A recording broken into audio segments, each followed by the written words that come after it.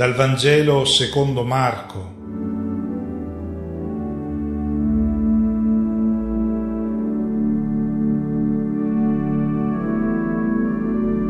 Una buona domenica a tutti. Il brano evangelico della Trasfigurazione lo conosciamo tutti molto bene. Ci è riferito da tutti e tre i sinottici in una versione che è quasi uguale, con qualche dettaglio caratteristico di ogni evangelista.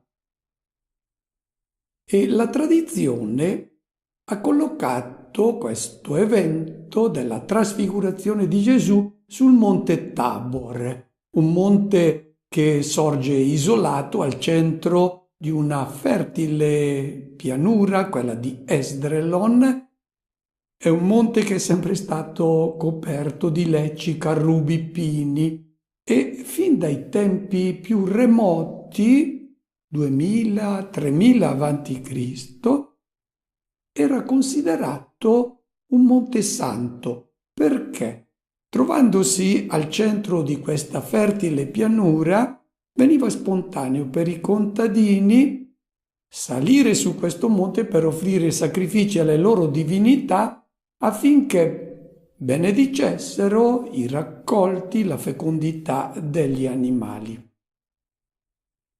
A causa della bellezza di questo monte e della posizione in cui si trova, al tempo dei bizantini, anche i cristiani hanno cominciato a considerare questo monte come un monte santo in ricordo della trasfigurazione di Gesù. Pare addirittura che la prima chiesa sia stata costruita da Sant'Elena, la mamma di Costantino. C'è una caratteristica delle costruzioni fatte su questo monte, è che sempre sono state composte di 3 cappelle in ricordo, come richiamo, alle 3 tende che Pietro aveva chiesto di costruire sul monte dove era stato condotto dal maestro. La più recente di queste costruzioni vi viene indicata sullo sfondo, è del 1924, costruita da un architetto italiano, il Barluzzi. Per quanto possa essere suggestiva questa esperienza, quando si sale in cima a questo monte c'è un bellissimo panorama. Va tenuto presente che il Vangelo non parla del monte Tabor, parla di un monte elevato.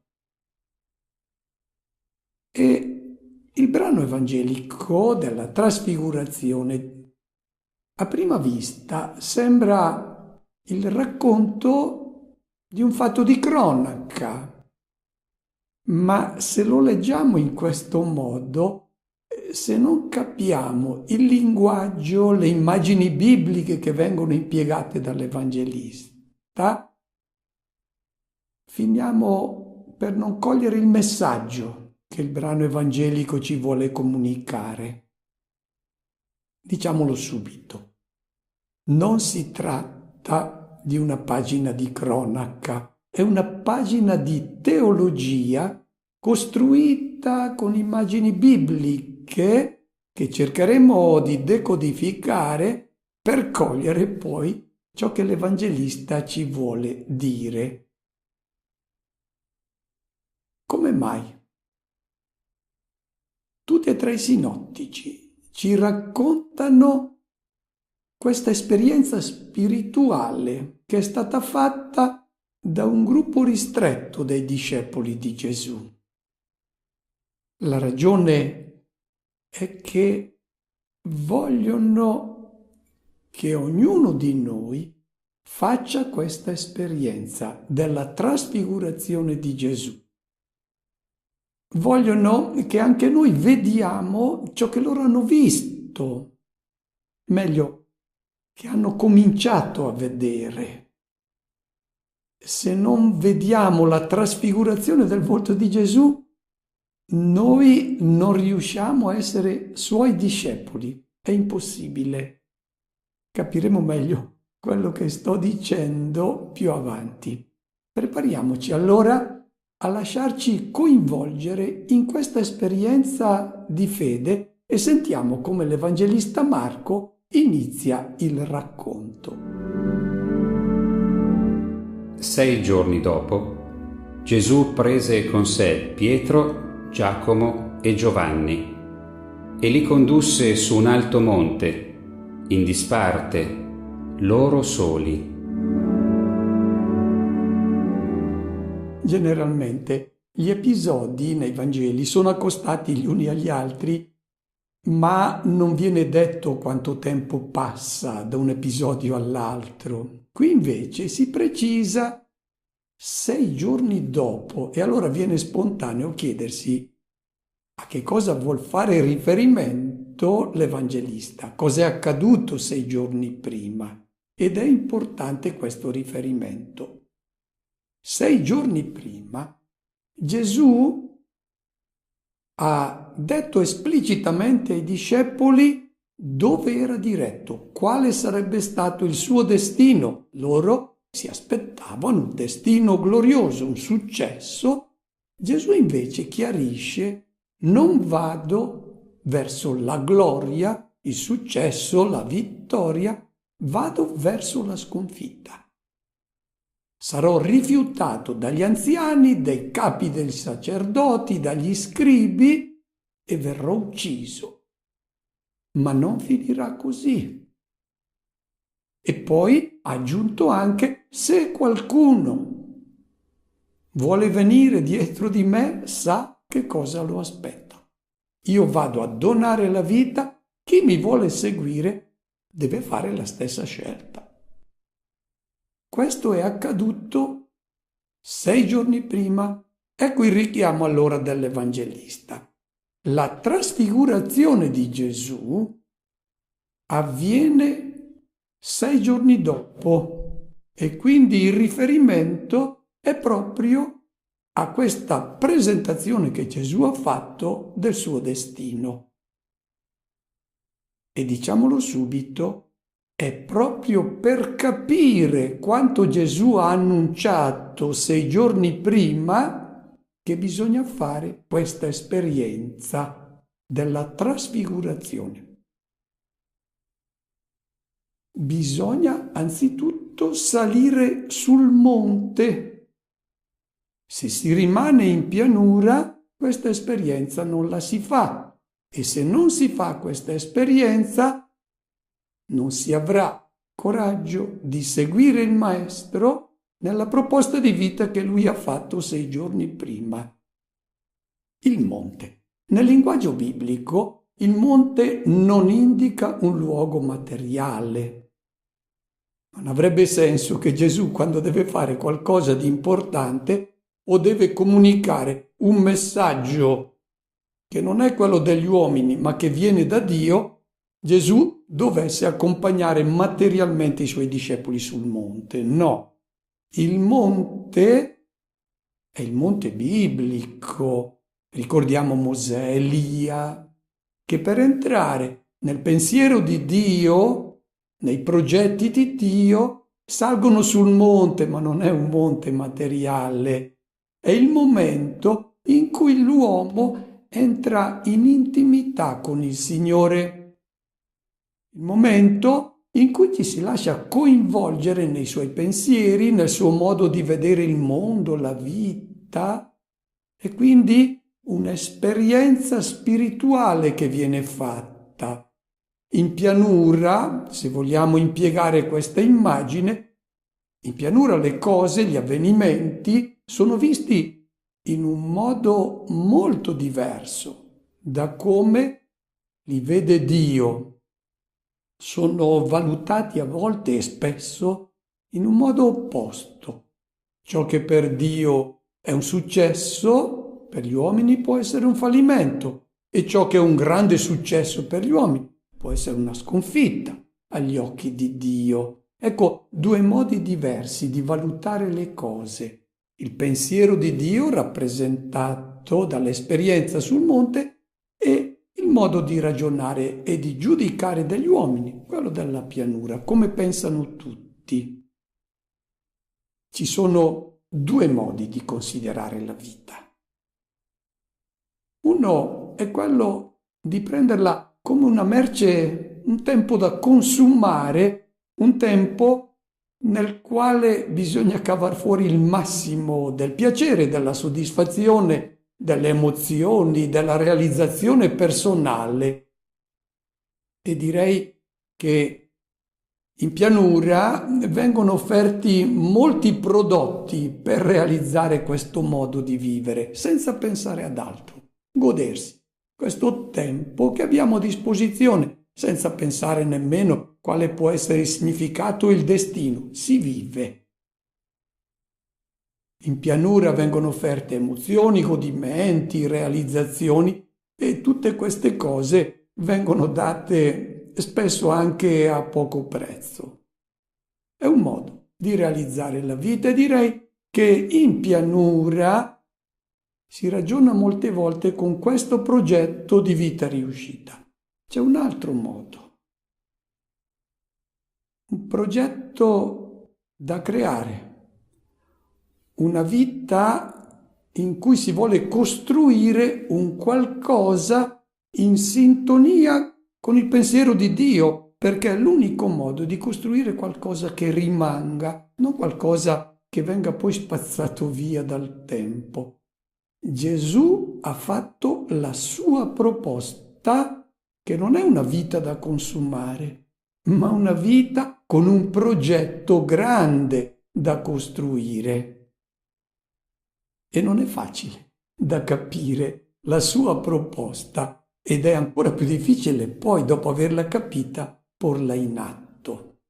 Ecco, prima cosa da fare, se vogliamo capire la proposta di vita che Gesù fa e poi avere il coraggio e la forza di tradurla in pratica e fare l'esperienza che ci viene raccontata in questa pagina di teologia che è quella della trasfigurazione. Anzitutto allora è necessario staccarsi dal modo di pensare di tutti e lasciarsi coinvolgere nel pensiero di Dio che ci è comunicato dal modo di pensare di Gesù di Nazareth. Secondo dettaglio significativo che troviamo soltanto in Marco, non negli altri due sinottici. Vanno loro soli. Contempleranno il volto trasfigurato del Maestro, ed è un'esperienza che ogni discepolo deve fare. Ma non è possibile fare questo se non si rimane soli con Gesù, se si è distolti da tante altre voci che ci impediscono di concentrarsi e di comprendere bene la sua proposta. È questa rivelazione divina che comunica la certezza che il destino ultimo di chi dona la vita non sarà il sepolcro, ma una vita che ha avuto un senso, una vita che ha un senso secondo il pensiero di Dio. Sentiamo adesso il racconto dell'esperienza che hanno fatto alcuni discepoli che si sono lasciati condurre sul monte.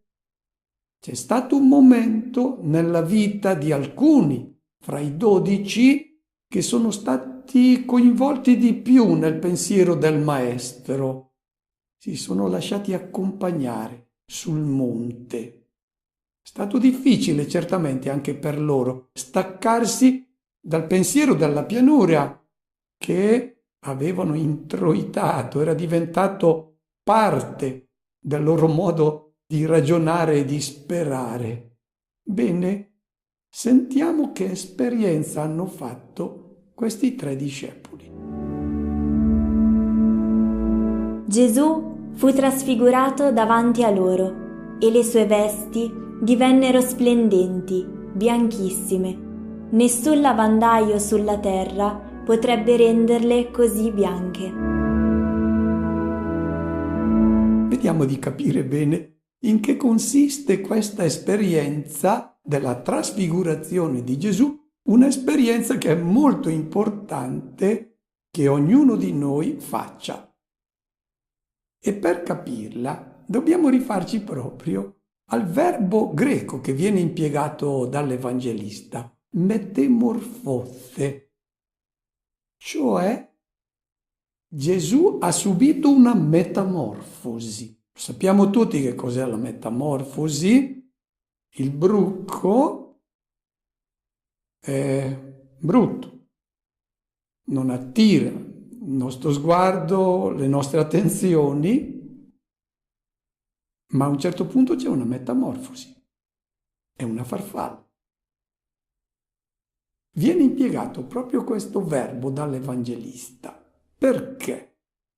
Perché sul monte, cioè quando ci si lascia introdurre nella comprensione della proposta di vita che Gesù fa, non solo a parole, ma con tutta la sua vita, quando ci si lascia introdurre in questa esperienza, si vede una metamorfosi. Gesù appare diverso da come lo giudicano in pianura. In pianura, come viene giudicata la vita di Gesù, come si è conclusa, non con una vittoria, ma con una sconfitta, non con un successo, ma con un disastro, è stato posto nel sepolcro, un fallimento. Ecco, se non si fa questa esperienza e si rimane nel modo di vedere la proposta di vita che fa Gesù con i giudizi della pianura, quelli degli uomini, non si avrà mai il coraggio di seguirlo. Quando si entra nei pensieri di Dio, allora si assiste a una metamorfosi. Il suo volto che è sfigurato. Lo ricordiamo, ciò che è capitato alla conclusione della vita di Gesù. Quella che agli occhi di Dio è una vita donata che riflette il volto del Padre del cielo, per gli uomini è una persona sfigurata dalle percosse, dagli sputi, dagli insulti. L'umiliazione dell'insuccesso, della sconfitta, sul monte si illumina, cambia aspetto. L'abito che ha indossato Gesù in questo mondo è quello dello schiavo, il perizoma. E nella società greco-romana lo schiavo era disprezzato, non era certo l'ideale di uomo. Sul monte cambia tutto. Sembrava un bruco, era una farfalla, sembrava uno sconfitto. Sul monte i giudizi sono rovesciati. Ciò che per gli uomini era qualcosa di ripugnante diviene invece un segno glorioso, perché la tenebra della morte si dissolve nell'aurora della Pasqua. E qui entrano le immagini bibliche impiegate dall'Evangelista. Il volto splendente, le vesti luminose, il bianco è simbolo della luce e la luce è il simbolo di Dio. Il Signore è rivestito di maestà e di splendore, avvolto di luce come un manto, dice il Salmo 104. E l'Evangelista Marco, più degli altri due sinottici, insiste sul candore delle vesti di Gesù. Divennero bianchissime, nessun lavandaio della terra può renderle così bianche. Il colore bianco indica il mondo di Dio. Eccola la metamorfosi. Quelle vesti erano brutte, quelle di uno schiavo invece sono quelle che riflettono il volto di Dio. E in nessuna creatura la presenza divina è mai stata così intensa. In nessun uomo l'amore di Dio ha trovato un'espressione così straordinaria. E questo sconvolgimento dei pensieri, dei giudizi, dei criteri di valutazione è riprodotto nelle icone, nella figura dei 3 discepoli che vengono abbagliati da questa luce, cadono a terra, si coprono il volto. Per quale ragione? Perché se la vita riuscita è quella che Gesù propone, c'è da avere paura, perché bisogna donare la vita se si vuole assistere a una metamorfosi nella vita di ognuno di noi. Perché se le cose stanno come sono viste sul monte, se Dio ha ragione che la scelta di vita donata è quella giusta, allora ci si spaventa. E vedete sullo sfondo, come in tutte le icone, i 3 discepoli che si coprono il volto. Se noi non sperimentiamo questa paura, vuol dire che non abbiamo capito la proposta di vita che Gesù fa, e se non facciamo questa scelta di seguire Lui, vuol dire che non siamo saliti sul monte, non ci siamo lasciati introdurre nel modo di pensare e di giudicare di Dio. E durante questa esperienza sconvolgente compaiono adesso 2 personaggi. Sentiamo il racconto. E apparve loro Elia con Mosè, e conversavano con Gesù. Prendendo la parola, Pietro disse a Gesù: Rabbì, è bello per noi essere qui. Facciamo 3 capanne, una per te, una per Mosè e una per Elia. Non sapeva infatti che cosa dire, perché erano spaventati.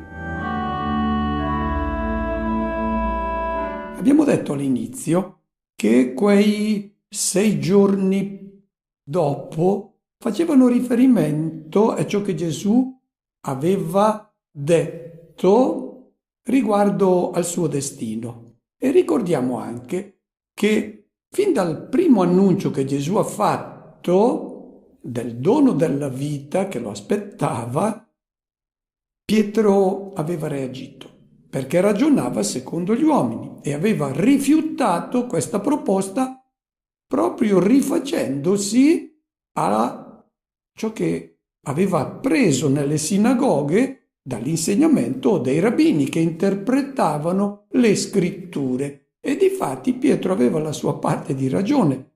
Perché? Perché tutte le scritture, tutto l'Antico Testamento diceva che il Messia di Dio avrebbe avuto successo, che il giusto è sempre protetto dal Signore e quindi non era possibile che Gesù andasse incontro a una sconfitta e all'insuccesso. Dio non poteva permetterlo e difatti Pietro rimprovera Gesù per questo modo di pensare che è contrario a tutta la catechesi. E dicevo, aveva tutte le sue buone ragioni Pietro di pensare così, perché tutto l'Antico Testamento dice che il Messia di Dio avrà successo. Sul monte, cioè quando si entra nel pensiero di Dio, introdotti in questo pensiero di Dio da Gesù, si comprende che l'Antico Testamento parla sì di successo, ma non è il successo secondo gli uomini. Questo è il modo di giudicare della pianura. Quando Mosè ed Elia, che indicano l'Antico Testamento, la legge e i profeti, quando parlano del successo del giusto, non è il successo secondo gli uomini, ma il successo secondo Dio. E Gesù introduce nella comprensione autentica delle scritture, ecco Mosè ed Elia che orientano verso la comprensione del messaggio che dà il Maestro. E a questo punto Pietro prende la parola e dice: Maestro, rimaniamo qui, facciamo 3 tende, una per te, una per Mosè, una per Elia. Il riferimento è chiaramente al cammino dell'Esodo. Era lungo questo cammino verso la terra definitiva della libertà, che venivano costruite le tende. E Pietro dice a Gesù: in questo cammino vogliamo fermarci. Pietro vuole fissare la dimora, non vuole muoversi. E che cosa significa? La nostra esperienza spirituale ci può aiutare a capire. Quando noi ascoltiamo la proposta di uomo fatta da Gesù, fatta dal Vangelo, l'uomo riuscito è colui che ama, non colui che si gode la vita, ma colui che esce da se stesso, come propone Gesù, e vede i bisogni del fratello e mette la propria vita a sua disposizione affinché possa vivere, possa essere felice. Questa è la vita riuscita. Quando noi sentiamo questi discorsi, noi diciamo: è vero, diamo il nostro assenso. Noi siamo fatti bene e il nostro intimo ci dice che l'uomo vero è quello che propone Gesù. Però sarebbe bello rimanere all'aspetto teorico, fermarci lì in chiesa e essere felici di aver capito quello che Gesù ci ha proposto. Ma poi bisogna muoversi, bisogna tradurre in pratica questa proposta di vita. Dopo aver scoperto nella preghiera la meta da raggiungere, è necessario lasciare l'oasi dell'intimità con Dio e incamminarsi con Gesù, che va a donare la vita. L'esperienza spirituale va poi tradotta nella vita concreta. E questo ci fa paura. Vediamo ancora questi discepoli che sono spaventati dal dover lasciare questo monte, perché poi bisogna entrare nella vita di ogni giorno, avere a che fare con i problemi, con i conflitti sociali, con i dissensi familiari, con i drammi con cui ci dobbiamo confrontare. Il rapporto sano con il Signore non porta all'intimismo, al ripiegamento su se stessi, non rinchiude in una spiritualità, ma che è una spiritualità non autentica, perché quella autentica ci spinge poi all'incontro con i fratelli. Gesù ha condotto sul monte, ha introdotto in questa esperienza i suoi discepoli. Non tutti, solo 3 erano preparati per fare questa esperienza, ma poi vuole riportarli trasformati sulla terra dove sono poi chiamati a operare.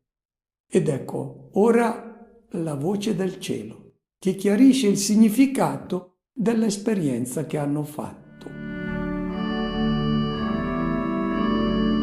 E ci fu una nube che li coprì con la sua ombra, e dalla nube uscì una voce: «Questi è il figlio mio, l'amato, ascoltatelo». E improvvisamente, guardandosi attorno, non videro più nessuno se non Gesù solo con loro.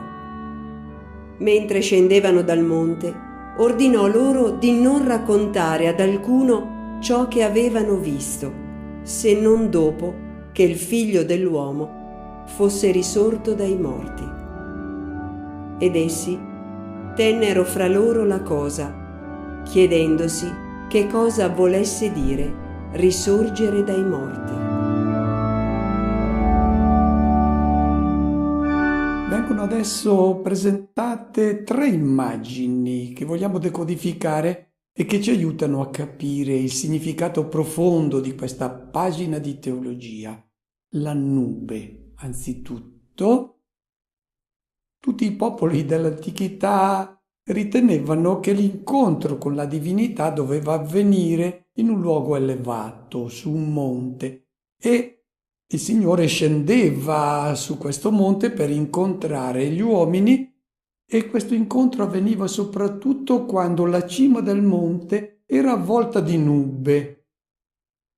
E troviamo questa stessa immagine nell'Antico Testamento, sull'Orev, sul Sinai, quando Mosè saliva, la cima veniva avvolta dalla nube. Era il segno della presenza di Dio. Questa è la prima immagine biblica che noi troviamo qui. Vuol dire che questi discepoli sono entrati nel mondo di Dio e hanno visto il volto splendente che è il riflesso della presenza di Dio. E da questa nube esce una voce. È linguaggio rabbinico per presentare la verità sull'esperienza che è stata fatta. E questa voce riconosce in Gesù lo sconfitto, umiliato, disprezzato dai criteri degli uomini. Dio lo riconosce come suo figlio, il prediletto, e aggiunge, rispetto a ciò che era stato detto già nel battesimo, perché lì già Dio aveva presentato Gesù come suo figlio, il prediletto, qui aggiunge: ascoltatelo. Nella cultura semitica, quando si dice, quando un padre riconosce suo figlio, più che riconoscerlo come generato da lui, lo riconosce come colui che riproduce il suo volto, non tanto le fattezze esteriori, quanto i valori che il padre ha vissuto. Ecco, il Padre del cielo riconosce Gesù come suo figlio, cioè come colui che gli assomiglia. Gesù riproduce perfettamente il volto del Padre. E allora c'è questa aggiunta: ascoltatelo. Ascoltare nel linguaggio biblico significa seguirlo, significa mettere in pratica ciò che lui dice. È il Padre del cielo che dice: se volete essere miei figli, dovete riprodurre il suo volto, seguite lui.